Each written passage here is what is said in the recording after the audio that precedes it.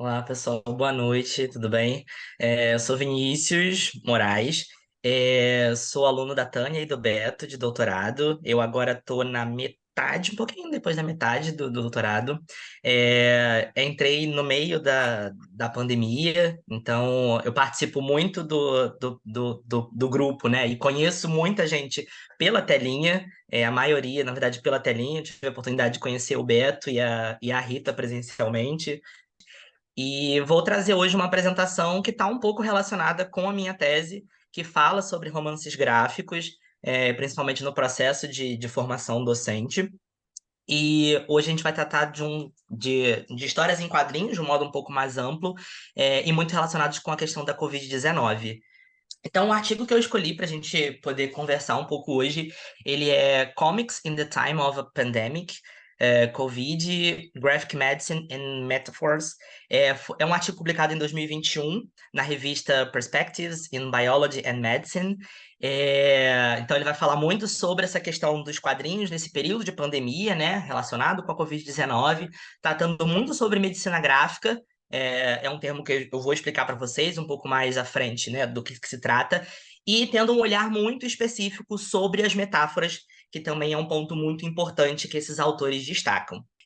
A primeira autora a gente tem ali a Suita Sage, ela é professora de Ciências Sociais na St. Albert's College, na Índia, e o Satyaraj Venkateswaran, que também é indiano também, das Ciências Sociais, só que no Instituto Nacional de Tecnologia de Tiruchirappalli.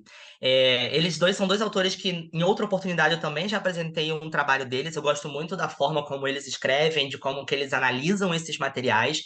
É um atravessamento muito interessante. E esse trabalho em específico eles fazem em parceria com o Brian Callender, que é professor de medicina na Universidade de Chicago. Então a gente tem aí autores multidisciplinares olhando para essas obras. Em 2020, né, o mundo foi surpreendido pela pandemia de Covid-19, ali ocasionada pelo vírus SARS-CoV-2, que causava, dentre muitas comorbidades, a síndrome respiratória grave aguda. E foi um momento em que a população mundial precisou entender o que faria. Ainda não tinha um método de tratamento, não existia vacina, e a recomendação médica e sanitária naquele momento foi o distanciamento social, justamente para evitar a propagação da doença. As aulas foram online, né? Os grupos de estudo passaram para online, o trabalho ficou no online, os encontros com amigos e familiares, então mudou muito a dinâmica, das pessoas e a gente precisou se adaptar a essa nova conformação. E a população mundial, ela percebeu isso de diferentes formas. Os autores falam que um grupo de pessoas e de pensadores entenderam muito e observaram a pandemia como um momento de reflexão. Então, de você refletir sobre suas práticas, sobre o tempo que você se dedica ao trabalho, aos amigos, à família. Então, repensar a sua vida nesse momento em que você está ali vivendo uma nova dinâmica social. Outros autores, eles defendem muito que a pandemia acentuou problemas que a gente já tinha na nossa sociedade, como, por exemplo, a necropolítica. Para quem não conhece, esse conceito de necropolítica, ele é cunhado pelo Achille Mbembe e que fala justamente que existe uma política de morte, onde o Estado, né, principalmente, decide aquelas pessoas que podem ou que não podem morrer. A gente, por exemplo, vive essa situação, aqui no Rio de Janeiro, por exemplo, observando, né, quais são as populações que, em geral, morrem de bala perdida, que morrem numa operação policial, onde acontecem as operações policiais, no próprio momento de Covid, né? Quando a gente pega os dados de morte, né? A porcentagem da população pobre, da população negra que morreu em decorrência da Covid, né? É muito maior do que de outras populações. Então, eles falam que isso, durante a pandemia, foi acentuado, né? Então, alguns problemas que a gente já tinha ficaram ainda piores. E um outro ponto que eles destacam dentro da pandemia foi o processo de comunicação visual. Eles dividem em dois grandes grupos essas comunicações. Primeiro, as notificações oficiais, pelo Estado, pelos governos, pelas instituições, que precisam de um formalismo para trazer essas informações de ordem pública, né, para a população. Então, existe todo um formalismo dentro desse processo de notificação que cabe a essas instituições. E existem também essas produções socioculturais, principalmente através de charges, de tirinhas, dos próprios memes, né? Principalmente com a internet, né? A gente vivendo na internet nesse período de isolamento social, os memes foram muito, muito fortes, e eles cumprem o seu papel cultural autenticando, personalizando, expressando medo, ansiedade, esperança. Então, eles trazem informação e reflexão. A gente tem esse exemplo dessa tirinha aqui embaixo, né? Falando sobre essa questão do acesso à água nas favelas. Mas também como uma espécie de alívio. Então, você vê um meme sobre algum ponto, né? Ai, não aguento mais ficar em casa, sobre a questão da vacina. Então, também para descontrair nesse momento de grande tensão que todo mundo viveu durante o isolamento. E esse aqui não é um caso que está no artigo, mas eu achei interessante, como a gente está falando, né, de Estados Unidos, Índia, eu achei interessante a gente trazer um recorte nosso, nacional, que é o material do Leandro Assis. Ele é quadrinista, ilustrador, e durante a pandemia ele publicou uma série de histórias. Uma delas é o Confinada, que fala sobre duas personagens, que é a Fran e a Ju.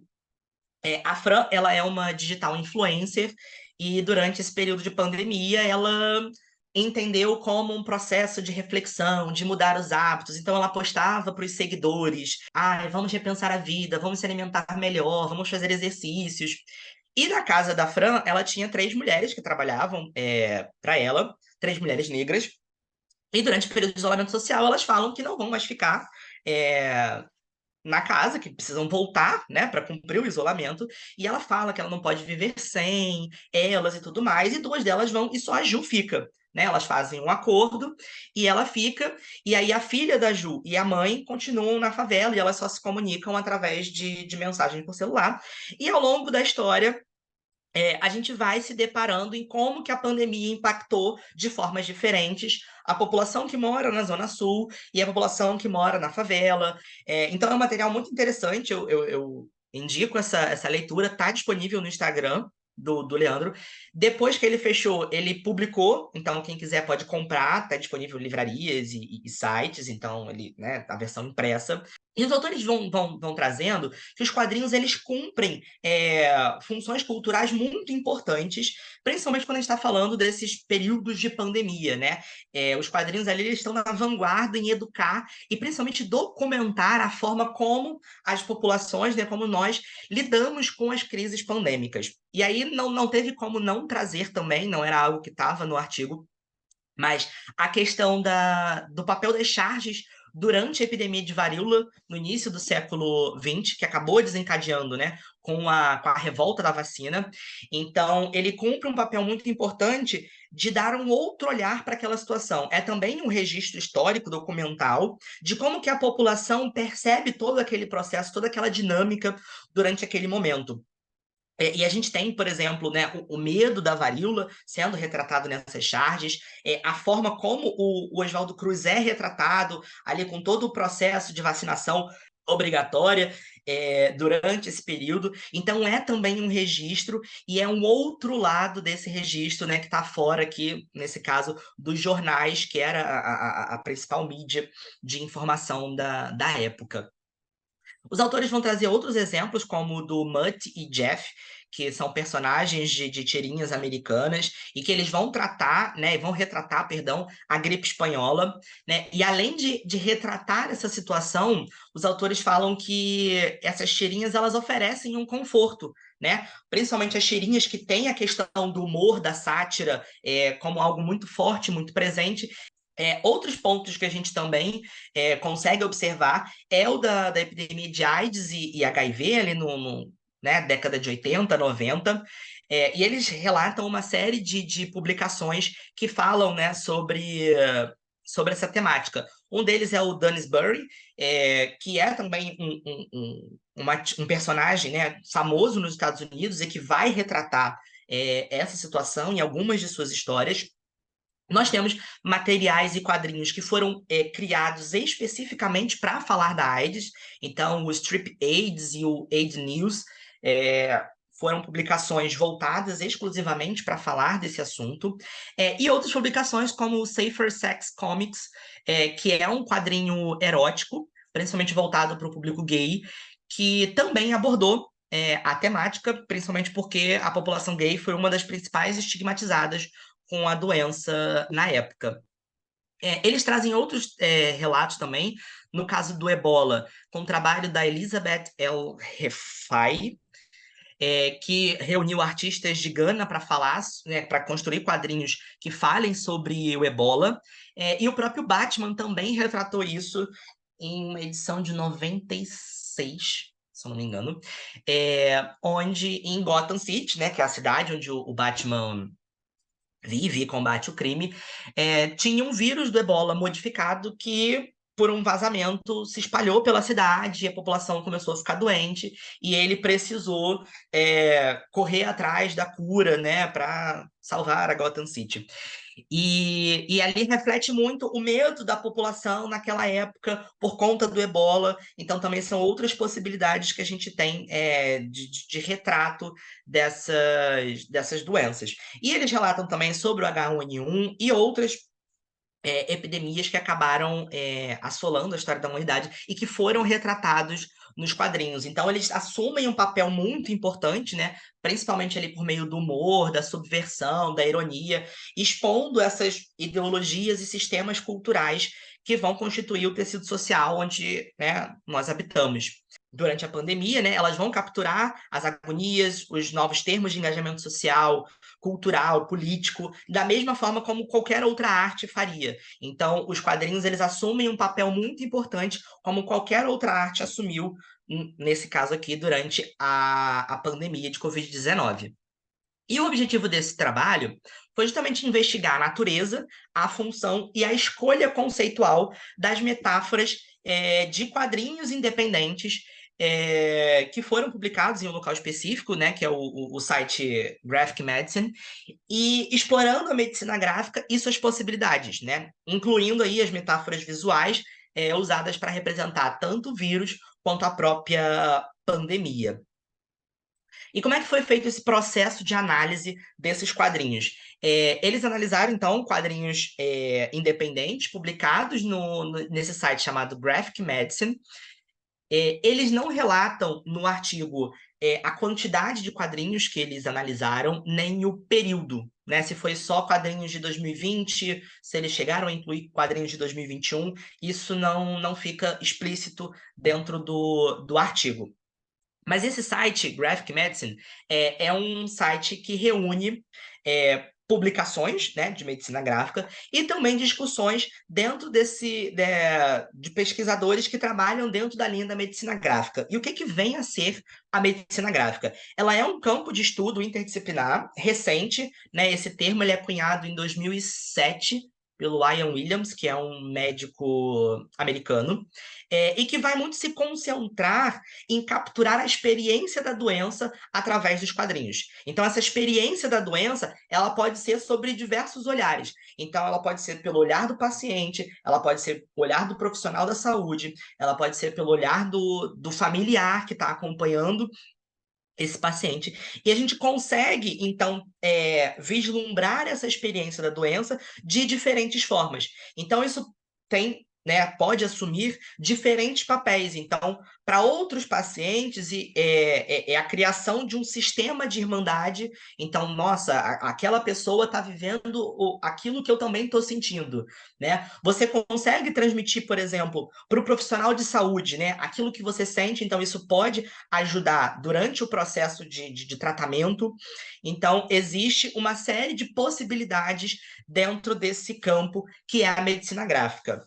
A gente tem 4 grandes grupos de pesquisa, que é nos Estados Unidos, na Espanha, no Japão e na Itália. Então, inclusive, nesse site, né, que é o site americano, você consegue acessar esses outros grupos, né, dos outros países. Eu não encontrei ainda nenhum trabalho brasileiro Sobre medicina gráfica, é um campo que ainda eu não vi nada sobre, mas também é um campo ainda muito recente que está em ampliação. E dentro desses materiais que eles analisaram, eles conseguiram observar, então, uma ampla gama de vozes e perspectivas sobre a Covid-19. Sobre a questão do estilo desses quadrinhos que eles analisaram, eles observaram que eram, em sua maioria, minimalistas, com quadrinhos únicos ou em poucas quantidades, e que falam muito sobre a experiência particular da Covid-19. Então, muito no sentido de relatos autobiográficos, né, de como que aquelas pessoas, de como que aqueles autores vivenciaram a pandemia. E que muitos desses quadrinhos se enquadram dentro do que eles chamam de histórias epidemiológicas, mas que alguns podem sim ser enquadrados ali dentro dessas narrativas de surto.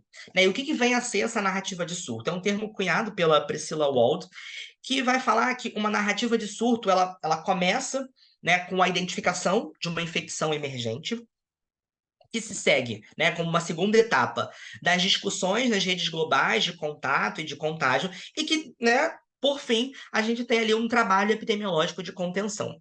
Só que durante esse período de narrativa de surto, né, essa situação ela acaba sendo sensacionalizada pela cultura popular e que pode levar a exageros sobre a doença e, inclusive, a estigmatização, principalmente quando a gente tem determinadas populações que já são historicamente marginalizadas. Um bom exemplo que a gente tem sobre essa narrativa de surto é a epidemia de AIDS e HIV. Então, já de início, ela acaba sendo muito associada com populações LGBTs, principalmente gays e trans, e isso é algo que fica ao longo da história. Então, até hoje, a gente tem esse estigma associado, principalmente a populações gays e trans, sobre as questões do HIV e da AIDS. Dentro do site, eles têm uma seção específica para os quadrinhos que trabalham sobre Covid-19. E eles fizeram um trabalho muito interessante de curadoria, onde eles categorizaram esses quadrinhos. Então, a gente tem quadrinhos de recursos educacionais, né, como uma primeira categoria, de ética e justiça social, quadrinhos de profissionais de saúde, quadrinhos de pacientes, quadrinhos humorísticos de enfrentamento, quadrinhos históricos, aqueles que não são quadrinhos. Mais recentemente, né, para montar essa apresentação, eu visitei o site e já existe uma nova categoria, que é a categoria de vacinas, né? Possivelmente na época que eles analisaram isso ainda não existia, mas hoje a gente já consegue encontrar, então, quadrinhos de vacina dentro do site. E aí os resultados, eles apresentam primeiro uma breve análise dessas categorias, e por fim eles vão discutir os principais tipos de metáforas que eles observaram. Num primeiro momento, né, quando a gente tem os quadrinhos educativos, né, eles vão dizer que eles são extremamente importantes porque eles são um veículo ali para educar, para informar o público sobre o vírus e comportamentos saudáveis. Eu destaquei aqui 3 exemplos de publicações, inclusive nessas categorias eu trouxe alguns exemplos que o artigo cita e outros que eu encontrei dentro do site também para ilustrar, porque acredito que por uma limitação ali de páginas, eles não conseguem colocar tantas imagens.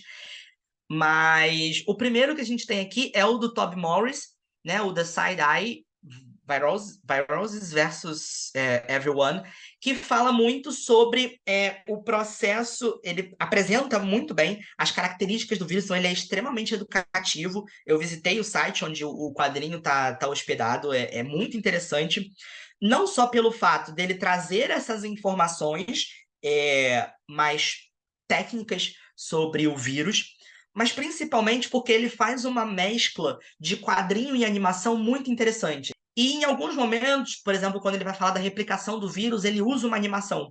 Então, aquilo ali você consegue ver a multiplicação do vírus, ele saindo da célula. A gente tem o material do Wayman No, que é muito um guia, e aí ele serve tanto para criança quanto para adulto, para trazer de fato informações sobre a Covid-19, né? Esse aqui ele fala muito sobre as formas de como que a Covid se espalha. Então, ele traz informações técnicas, mas de forma muito ilustrativa, atrativa para o público e que pode ser utilizado por diferentes faixas etárias, né? Desde a criança até o público adulto. Alguns artistas, como a Malaka Gharib, né, e os parceiros dela, eles trazem também essas informações, mas, por exemplo, com um toque de humor envolvido. Então, né, esse daqui é como usar o playground na pandemia, e nesse primeiro quadrinho, né, ela fala que, apesar da chance de pegar a Covid, né, em superfície ser menor do que o que a gente acreditava inicialmente, ainda é um risco. Então, tipo, por favor, não fique lambendo os brinquedos dentro do parque. Dentro da categoria de ética e justiça social, eles observaram uma série de pontos muito importantes, então, como a naturalização e a despolitização de mortes, o acesso para deficientes, as disparidades de saúde racial e econômica, né, direitos e obrigações essenciais dos trabalhadores, vulnerabilidade de trabalhadores com baixos salários, de imigrantes, alocação de recursos escassos. Então, a gente tem, por exemplo, esse quadrinho da Rachel House, que vai muito falar sobre a ética, né, da divulgação de informações científicas, principalmente no início da pandemia, onde dizia que apenas idosos ou pessoas ali com comorbidade, né, contraíam a doença. Então, enquanto isso era problemático e que poderia estigmatizar essas populações, né, eles trabalham muito essa questão do conceito de vulnerabilidade, onde determinadas populações, né, eles falam que as populações elas não são vulneráveis, elas se tornam vulneráveis de acordo com uma série de questões sociais. Aqui a gente traz um outro trabalho também do Arigon Star, né, do Cale Bentley, que vai falar principalmente sobre imigrantes, né, o quanto isso foi pesado e complicado, principalmente nos Estados Unidos. E aí achei importante também a gente trazer aqui, destacar essa publicação, que é da Fiocruz, inclusive, sobre os impactos sociais da pandemia de Covid-19. Então, o quão importante é a gente não desassociar essas questões sociais quando a gente analisa, né, a pandemia. Inclusive, muitos autores falam que a gente, inclusive, precisa considerar como uma sindemia e não como uma pandemia de Covid-19. Dentro dos quadrinhos dos profissionais de saúde, nós temos também alguns exemplos. Esse primeiro é da Charlene Obuobi. Ela é residente de medicina em Chicago. Ela já publicava nas suas redes sociais ilustrações, e durante a pandemia ela começou a retratar como que ela vivenciou né, o início de todo esse processo dentro dos hospitais. Então, aquele nervosismo, aquela apreensão frente àquilo que eles não conheciam, a forma como, por exemplo, falar sobre a doença dentro do ambiente de trabalho era algo meio que reprimido, né? Então era algo que não podia se discutir, apesar de estar imerso naquela situação. Então, e ela também com muito toque de humor, trazendo essa vivência, essa experiência dela. Aqui a gente tem quadrinho do Ian Williams, que é o profissional que cunhou o termo medicina gráfica. Ele também publica materiais nas suas redes sociais. E aqui ele retrata muito a sua vivência, não só enquanto médico, né, ali lidando com a Covid, mas também enquanto pai. Então aqui a gente tem uma situação dele indo ao mercado com o filho, né? Então não toca em nada, você não pode ir no playground, né? Enquanto as pessoas tinham muito receio, né, com as crianças no início da pandemia. E os autores também vão dizer que os quadrinhos, eles cumprem esse papel, né, de expressar o sentimento, as vulnerabilidades emocionais desses profissionais frente a essa doença. Então, esses dois últimos aqui são quadrinhos talvez mais fortes, mais emocionais, né, de como que esses profissionais, eles lidaram com essa situação. E os autores vêm dizendo que existem, né, dentro do material que eles observaram, uma série de narrativas transversais. Ou seja, o quadrinho nem sempre é um quadrinho sobre profissional de saúde, ou nem sempre ele é educativo, né? Esses assuntos, essas temáticas, elas se atravessam. E quando a gente começar a olhar os tipos de metáforas que são utilizados nesses materiais, a gente vai conseguir perceber melhor como que acontecem essas narrativas transversais. E eles falam que todo o material que foi analisado, eles se encaixam dentro dessa categoria que eles criaram, que eles chamam de Covidity, né, que é um neologismo para captar essas respostas filosóficas, materiais e emocionais frente à pandemia de Covid-19. vale a gente também destacar aqui essa questão da iconografia da doença nos quadrinhos, né? Como que a doença ela é retratada. Então, a Cesarvic, né, e colaboradores de 2015, que inclusive é uma enfermeira que também faz parte do grupo de medicina gráfica, que tem uma série de publicações sobre o tema, eles falam que existem três formas de a gente representar a doença nos quadrinhos, né? Tem aquele formato manifesto, que é um formato mais realístico, né, de como que a doença impacta fisicamente as pessoas. Tem o oculto, né, que vai muito olhar para a questão psicológica, para a questão sentimental. Então, como que a doença impacta, né, essa pessoa de forma emocional e de forma psicológica. E o invisível, que seria uma espécie de balanço entre ali esse realístico e esse oculto. E principalmente esses quadrinhos, né, que retratam ali a doença de forma oculta, eles fazem um uso muito forte de metáforas. E elas assumem um papel muito importante porque elas vão transformar aquilo que é ordinário em extraordinário, né?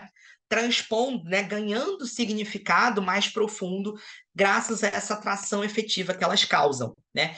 Além disso, as metáforas elas também são um estímulo à abstração de quem está lendo. O primeiro grupo de metáforas, né, que eles encontram nos quadrinhos são as metáforas militares ou de guerra, né? Então é muito comum a gente utilizar o mito da batalha quando está falando de doença. É sempre essa versão antagônica do herói humano contra um monstro perigoso que quer invadir a sua fortaleza sagrada e protegida. Então a gente tem, por exemplo, essas que são mais ali de fronte de guerra. A gente tem essa daqui que é do Embryo Stories, né, que é um perfil no Instagram que fala muito sobre embriologia, mas que também tratou de quadrinhos, né, e que retrata ali esse profissional muito ali fazendo alusão às cruzadas. E essas metáforas militares ou de guerra, elas são extremamente interessantes porque elas trabalham essa questão da força coletiva da humanidade, da mobilização, da colaboração. Além disso, elas também cumprem esse papel de convocação, né? Então, esse aqui é um trabalho da Alice Chambers, que faz muito ali aquela alusão da convocação para a guerra, né? Então, só que aqui num sentido muito contrário, né? De assim, não tem ação, fique em casa, a gente precisa de você, contamos com a sua colaboração.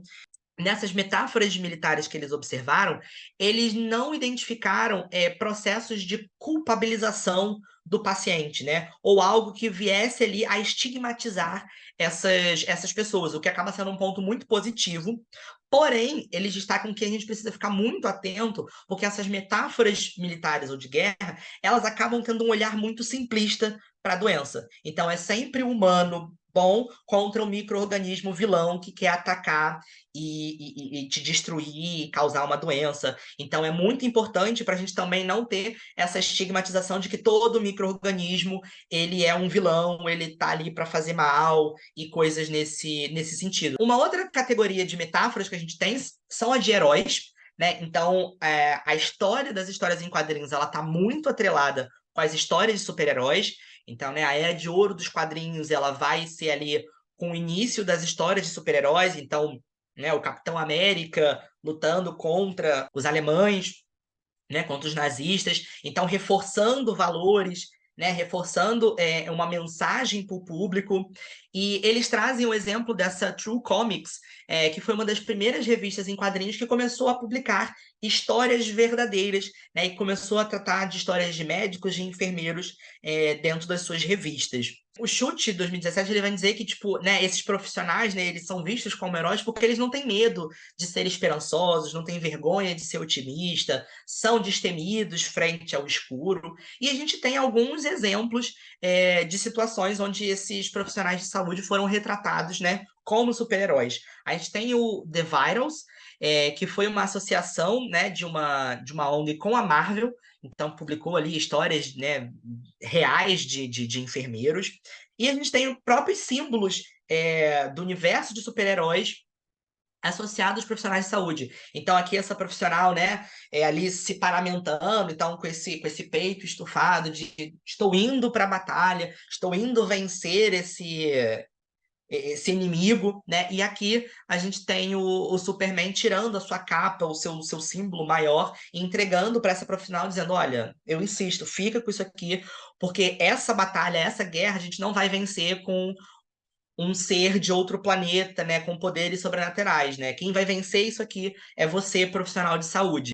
Mas eles destacam que, além de ser muito importante, né, e de ter uma valorização dos profissionais de saúde, a gente precisa ter muito cuidado para isso não cair num processo de glamorização desses profissionais. Né? Então, de colocar eles, às vezes, num pedestal. Uma terceira categoria de metáfora que eles identificam é o do antropomorfismo, né? Que é essa impressão de características humanas, né? Em outros seres vivos e seres inanimados. Um grande exemplo que a gente tem de antropomorfismo é o romance gráfico Maus, né, que é do Art Spiegelman, que vai retratar a experiência do pai do Art nos campos de concentração nazista. E para retratar esse processo, que é difícil, é doloroso, ele faz o uso do antropomorfismo. Então, os judeus eles são representados como ratos e os nazistas como gatos. Então, eles falam que isso acaba sendo importante porque ao mesmo tempo que você consegue um distanciamento para falar daquela situação, né? E que se você fosse colocar isso de uma forma real, seria muito doloroso e difícil para quem está produzindo e para quem está lendo. Mas ao mesmo tempo, você consegue, por conta desse distanciamento, se aprofundar em outras questões que você não conseguiria se você não fizesse o uso desse tipo de metáfora. Aqui a gente tem um exemplo, né, de um quadrinho do Bonil, que representa ali o vírus, né, como esse ser meio porco, meio polvo, né? Então, mostrando como ele é multifacetado, né? Além disso, trazendo as características do porco, né, como algo sujo, algo impuro, né? E ele ali recebendo essa coroa, né? E aí, primeiro por conta de uma característica do vírus, né, corona, e ele está recebendo essa coroa da morte. E, inclusive, vale o destaque de que a própria morte, ela tem medo da Covid porque ela tá de máscara, né? E um outro ponto que eles destacam também é que essa coroa, né, que o vírus recebe, é uma coroa com símbolos da China, ali muito por conta da origem do vírus, mas que eles, né, ligam ali o alerta de que isso pode ser muito complicado no sentido de reforçar questões xenofóbicas com essas populações. Aqui a gente tem alguns outros exemplos de quadrinhos que trabalham o antropomorfismo, né? Então, o Crona Comics e essa tirinha aqui, né, que vai mostrar ali o vírus numa queda de braço com uma profissional de saúde. E aqui eu acredito que seja um bom exemplo de como que a gente tem essas narrativas transversais, né? Então a gente tem o vírus antropomorfizado, né? O profissional de saúde como um guerreiro que está ali lutando por todo mundo. Então a gente consegue observar que essas metáforas elas se atravessam muitas vezes. E aí para fechar os autores vão dizer que os quadrinhos analisados eles conseguem mostrar uma série de perspectivas sobre a Covid, né, seja de paciente, seja de profissional de saúde, né, que as metáforas elas são um meio muito utilizado para se falar da Covid e que elas assumem esse papel muito importante porque elas ajudam a racionalizar aquilo que é desconhecido, assim como passar informações que são importantes sobre a doença. Os materiais que foram analisados, eles não são vistos de uma forma negativa, né? Então, dentro desse contexto analisado, eles são vistos como positivos, apesar dos pontos de atenção nada muito relevante, digamos assim, né? E que as metáforas, né, elas nos ensinam o quão complexo e dinâmico é não só a pandemia de Covid-19, mas como as próprias metáforas, né? Então que elas são um recurso forte e potente e que pode ser utilizado dentro desse contexto. E eu encerro aqui a minha apresentação. Muito obrigado.